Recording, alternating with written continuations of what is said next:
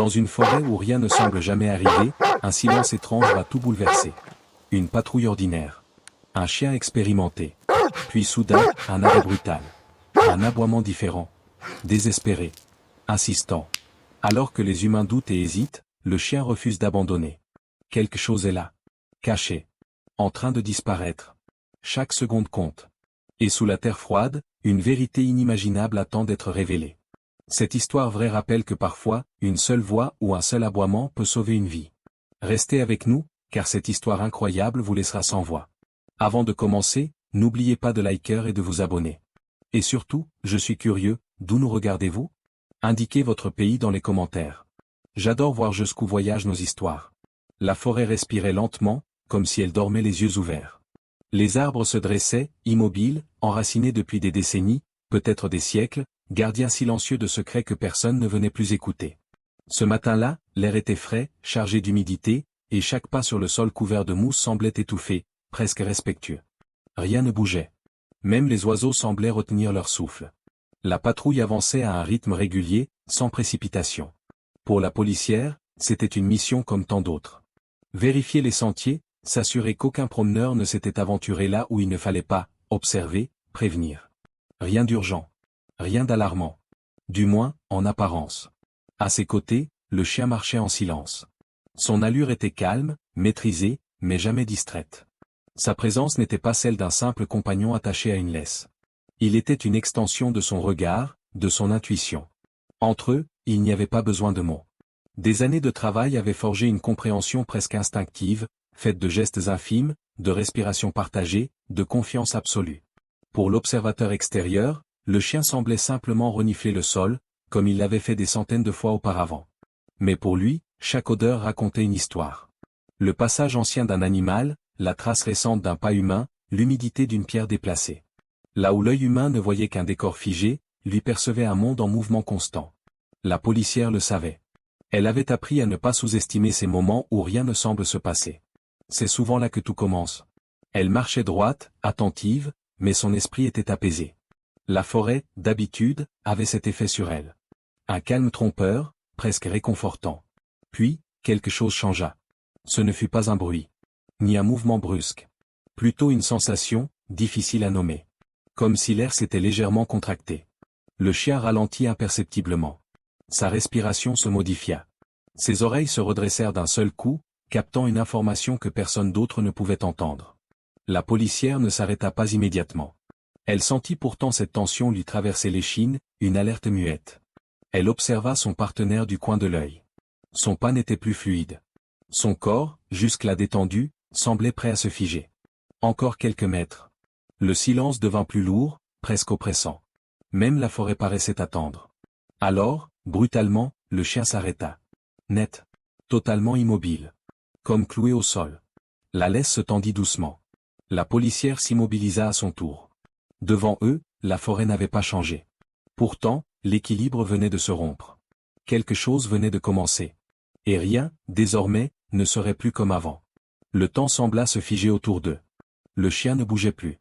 Ses muscles étaient tendus sous son pelage, chaque fibre de son corps orientée vers un point invisible, droit devant. Sa tête restait basse, légèrement inclinée, comme s'il écoutait une voix venue de sous la terre. Ce n'était pas de la peur. Ce n'était pas de l'agressivité. C'était autre chose. Une certitude silencieuse. La policière resserra doucement sa prise sur la laisse. Elle connaissait ce chien depuis trop longtemps pour ignorer ce langage-là. Pourtant, rien ne semblait justifier une alerte. Devant eux, seulement des arbres, des pierres couvertes de mousse, le sol humide. Rien de menaçant. Rien d'évident. Derrière eux, les autres agents s'approchèrent. Leurs pas étaient prudents, presque gênés. L'un d'eux esquissa un sourire nerveux. Il a dû sentir un animal, murmura-t-il, plus pour se rassurer lui-même que pour convaincre les autres. Dans ces forêts, les terriers ne manquaient pas. Renards, blaireaux, parfois même des chevreuils. Mais le chien ne réagissait pas comme à l'habitude. Il n'avançait pas. Il ne tirait pas pour poursuivre une piste. Il ne tournait pas autour de la zone. Il restait planté là, obstiné, comme un gardien posté devant une frontière invisible. Son souffle était court. Ses yeux, fixes, semblaient transpercer la surface du sol. Puis vint le premier aboiement. Sec. Brut. Tranchant. Il fendit le silence comme une lame. Ce n'était pas un aboiement d'excitation ni d'alerte classique. Il y avait dedans une urgence qui serra la poitrine de la policière. Une détresse contenue, presque douloureuse. Le chien aboya de nouveau, plus fort, puis encore, chaque son chargé d'un message que les humains peinaient à traduire. Doucement, calme-toi, murmura-t-elle en tirant légèrement sur la laisse. Le chien refusa d'obéir. Il ne fit pas un pas en arrière. Il ne détourna pas la tête. Il creusa le sol du regard, comme si quelque chose, là-dessous, l'appelait. Ses pattes commencèrent à gratter la terre, d'abord timidement, puis avec plus d'insistance, projetant des feuilles et de la boue autour de lui. Les agents échangèrent des regards incertains. Le doute s'installa. La logique cherchait une explication simple. Toujours la plus simple. Un trou. Une odeur. Une illusion. Mais l'aboiement continuait. Il se faisait plus pressant. Plus rauque. Entre deux cris, le chien laissait échapper un gémissement bref, presque imperceptible, qui fit frissonner l'air. La policière sentit son estomac se nouer. Elle s'accroupit près de lui, posa une main sur son flanc vibrant. Ce n'était pas un jeu. Ce n'était pas une fausse alerte. Quelque chose, ici, refusait d'être ignoré. Les minutes passaient, lourdes, étirées comme si le temps lui-même hésitait à avancer. Le chien continuait de gratter la terre avec une détermination qui commençait à inquiéter. Sa respiration était désormais saccadée, son corps parcouru de tremblements courts, incontrôlables. À chaque aboiement, on sentait que l'effort lui coûtait davantage, mais il refusait de céder. Derrière, les voix reprirent. Plus fermes cette fois. Plus rationnelles. Il s'emballe, lança l'un des agents en croisant les bras. Les chiens font ça parfois. Une odeur ancienne, un terrier abandonné. Rien de plus. Un autre hocha la tête. On ne va pas mobiliser tout le monde pour un instinct. On a déjà vu ça. La policière écoutait, mais les mots glissaient sur elle. Ses yeux étaient rivés sur son partenaire. Elle voyait ses pattes s'enfoncer dans la terre humide, encore et encore, jusqu'à ce que la peau commence à rougir. De fines traces de sang se mêlaient à la boue. Il ne ralentissait pas. Il ne regardait personne. Il s'acharnait. Ce spectacle la serra à la gorge. Elle connaissait ce chien. Elle connaissait la différence entre l'excitation, l'erreur, et ce qu'elle voyait là. Ce n'était pas de l'obstination aveugle. C'était une alerte. Une supplique presque. Ça suffit, dit un collègue d'un ton plus sec. Il va se blesser pour rien. Elle sentit la laisse vibrer dans sa main. Une partie d'elle voulait obéir, tirer doucement, l'éloigner de cette zone et reprendre la patrouille. Ce serait plus simple. Plus conforme. La procédure était claire, pas d'intervention sans éléments concrets. Mais il y avait cette autre voie. Plus discrète. Plus ancienne. Celle qui se rappelait toutes les fois où ce chien avait vu juste quand les humains doutaient. Les disparus retrouvés. Les dangers évités de justesse. Les silences brisés parce qu'elle avait choisi de l'écouter. Elle s'agenouilla près de lui. Ses mains se posèrent sur son poitrail qui se soulevait à toute vitesse. Elle murmura son nom, doucement, comme pour le calmer. Le chien tourna légèrement la tête vers elle. Juste assez pour croiser son regard. Dans ses yeux, il n'y avait ni peur ni confusion. Il y avait une certitude nue. Une urgence muette. Comme s'il lui disait, ne pars pas. Pas maintenant. Son cœur battait trop fort. Elle inspira profondément. Autour d'eux, la forêt semblait retenir son souffle. Même les agents s'étaient tus, observant la scène avec un malaise croissant. Elle se redressa lentement. Non, dit-elle enfin, d'une voix calme et ferme. Ce n'est pas rien. Les regards se tournèrent vers elle. Surpris. Interrogateur. Il n'agit pas comme ça sans raison. Jamais. S'il insiste à ce point, c'est qu'il y a quelque chose ici. Et je ne partirai pas avant de le savoir. Un silence pesant suivit ces paroles. Puis, après une seconde qui sembla durer une éternité, elle ajouta. On creuse. À cet instant précis, ils franchirent un seuil invisible. Il n'y avait plus de retour en arrière. La première pelletée de terre fut retirée avec précaution, presque avec respect. Le sol était humide, compact, comme s'il avait été tassé depuis longtemps. Chaque mouvement semblait plus bruyant qu'il ne l'était vraiment. Le frottement du métal contre la terre, le souffle court des agents, le craquement lointain d'une branche. Tout résonnait dans cette forêt devenue soudain trop silencieuse. Le chien ne cessait de bouger. Il allait et venait sur quelques pas seulement, incapable de s'éloigner, incapable de rester immobile. Ses aboiements avaient changé. Ils étaient plus rapprochés, plus pressants, comme si chaque seconde comptait désormais. Par moments, il tentait de creuser lui-même, malgré l'épuisement visible dans ses gestes. Ses pattes tremblaient, glissaient sur la boue, mais il revenait toujours au même point. La policière se tenait juste derrière ceux qui creusaient. Elle ne parlait presque pas. Son regard suivait chaque pelletée, chaque fragment de terre soulevé. Son cœur battait trop vite. Elle sentait une tension sourde lui serrer la poitrine, une certitude inquiétante qu'il n'était plus en train de chercher une simple explication. La forêt, autour d'eux, semblait s'être figée. Aucun oiseau. Aucun insecte. Même le vent avait cessé. Comme si tout attendait. La terre s'ouvrait lentement. Centimètre par centimètre. Le chien gémissait désormais entre deux aboiements, un son bas, presque douloureux, qui donnait l'impression qu'il luttait contre quelque chose d'invisible. Contre le temps. Contre l'oubli. Un des agents s'arrêta un instant, s'essuya le front. Ça suffit bientôt, murmura-t-il, sans vraiment y croire. Il reprit. Puis, soudain, le son changea. La pelle ne s'enfonça plus comme avant. Elle heurta quelque chose de mou, d'anormal. Pas une racine. Pas une pierre. Le bruit fut sourd, étouffé, et pourtant il résonna comme un coup de tonnerre dans les esprits. Le geste s'interrompit net. Personne ne parla. Le chien s'immobilisa à son tour, le corps tendu à l'extrême. Il poussa un aboiement unique, long, presque plaintif, puis se tut. Le silence qui suivit était si dense qu'il en devenait oppressant. La policière s'agenouilla aussitôt. Elle repoussa la pelle, posa ses mains dans la terre froide, sans réfléchir. Elle écarta doucement la boue, les feuilles, la mousse. Ses doigts tremblaient. Sous la couche sombre apparut un tissu. Froissé. Déchiré. Sale. Quelque chose qui n'avait rien à faire là. Le souffle lui manqua. Elle continua, avec une lenteur presque irréelle. Le chien s'approcha, colla son museau tout près, reniflant sans toucher, comme s'il avait peur de faire trop de bruit. Autour, les agents retenaient leur respiration. Puis, très faiblement, presque imperceptible, il y eut un mouvement. Un frémissement. Un souffle à peine audible. À cet instant précis, plus personne ne doutait. Ce qu'ils venaient de découvrir allait changer leur vie à jamais. La terre fut écartée avec une délicatesse presque irréelle, comme si chaque geste pouvait briser quelque chose de sacré. Le tissu apparut entièrement. Puis ce qui l'enveloppait. Un tout petit corps. Un silence absolu s'abattit sur la clairière. Un silence si profond qu'il faisait presque mal aux oreilles. Le monde semblait s'être arrêté de tourner. C'était un nouveau-né. Vivant. La policière resta figée une fraction de seconde, incapable de respirer. Puis l'instinct prit le dessus. Elle glissa ses mains sous ce corps minuscule, couvert de terre humide, si léger qu'il semblait presque irréel. Le tissu glissa légèrement, révélant une peau pâle, froide, incroyablement fragile. Un faible son s'échappa alors. Un gémissement à peine audible. Mais il était là. Bien réel. Quelqu'un inspira brusquement derrière elle. Une autre voix se brisa sur un sanglot. Aucun de ces hommes, pourtant habitués aux scènes difficiles, n'était préparé à cela. Certains détournèrent le regard. D'autres restèrent figés, les yeux embués, comme s'ils avaient peur que ce qu'ils voyaient disparaisse s'ils clignaient des paupières. La policière ramena doucement l'enfant contre elle. Son cœur battait trop vite. Ses mains tremblaient. Elle frotta délicatement la terre sur le petit visage, sur les doigts minuscules recroquevillés contre le froid. La respiration était là. Faible. Irrégulière. Mais présente. À côté d'elle, le chien avait changé. Il ne aboyait plus.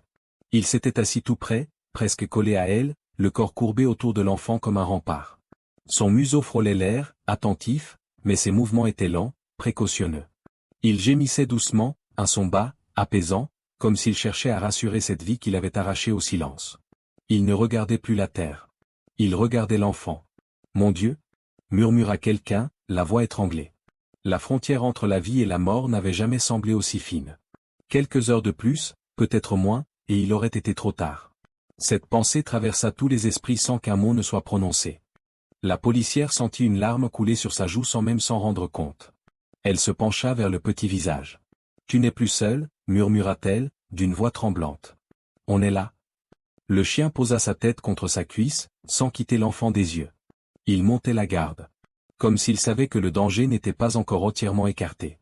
Un agent sortit enfin de sa stupeur et attrapa sa radio. Ses mains tremblaient autant que sa voix. Il fallut s'y reprendre à 2 fois pour articuler les mots. Un nouveau-né. Vivant. Besoin d'aide immédiate.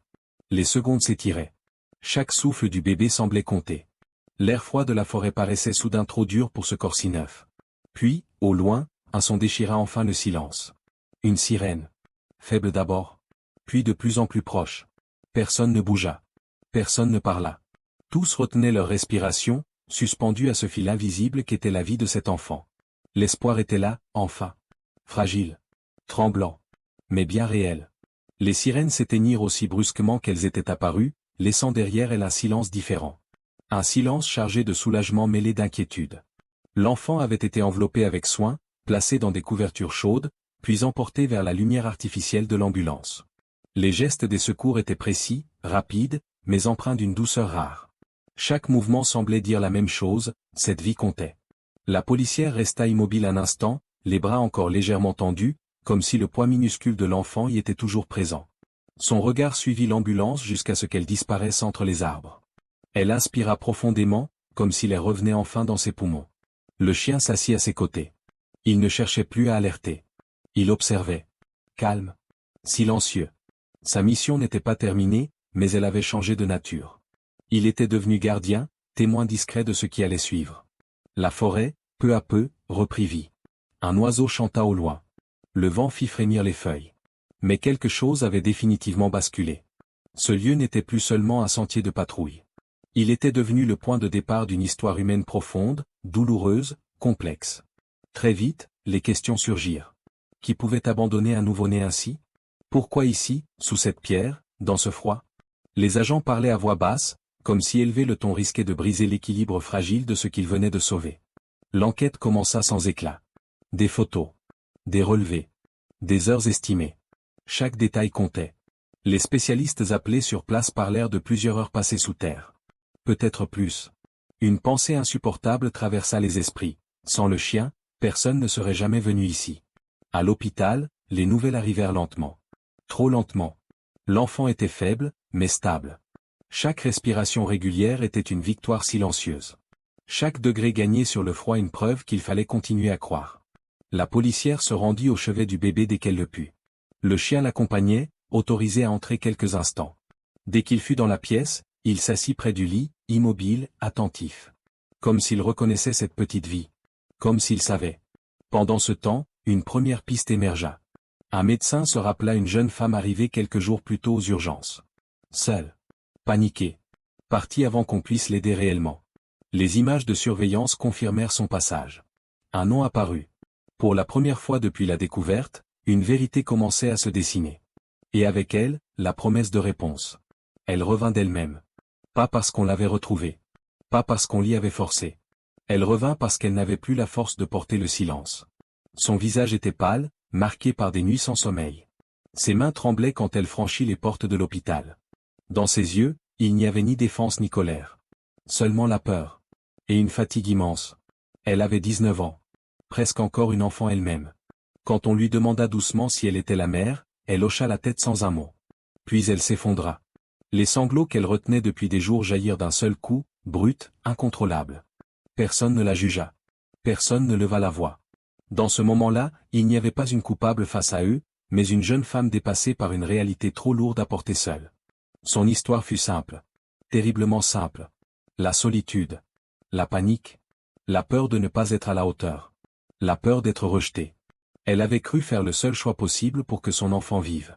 Se convaincre que quelqu'un le trouverait. Qu'il serait sauvé. Elle ne savait pas comment. Elle ne savait pas par qui. Mais elle avait espéré. Quand on l'amena enfin près du berceau, ses jambes manquèrent de se dérober. Le bébé dormait paisiblement, entouré de machines discrètes qui rythmaient sa respiration. Vivant. Bien vivant. Elle porta une main à sa bouche pour étouffer un cri. Des larmes silencieuses coulèrent le long de ses joues. Elle ne toucha pas l'enfant tout de suite. Elle avait peur. Peur de ne pas en avoir le droit. Le chien était là. Il s'avança lentement, sans bruit, et s'assit près du berceau. Il leva les yeux vers la jeune mère, puis vers l'enfant, comme pour faire le lien. Il ne demandait rien. Il ne revendiquait rien. Il était simplement présent. La jeune femme s'agenouilla devant lui. Ses mains se posèrent sur sa tête. « Merci » murmura-t-elle, la voix brisée. « Merci de ne pas avoir abandonné. » Le chien remua doucement la queue.